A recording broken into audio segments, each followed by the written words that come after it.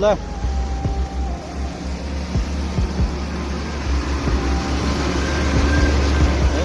भगवान हाम्रो रूपस्याक हिँडैमानी काली टोकेनीको हेर खुट्टैभरि हिलो छ्यापिदिएर मुखमा छापिदिएको छ, खुट्टामा छापिदिएको छ।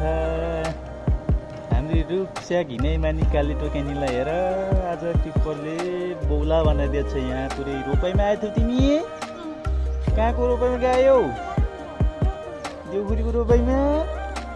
ओह तिमीलाई देउखुरी हिँडैमानी काली टोकेनी हेर हिलो छ्यापिदिएर कठै जाडो भयो तिमीलाई? किन जाडो भयो?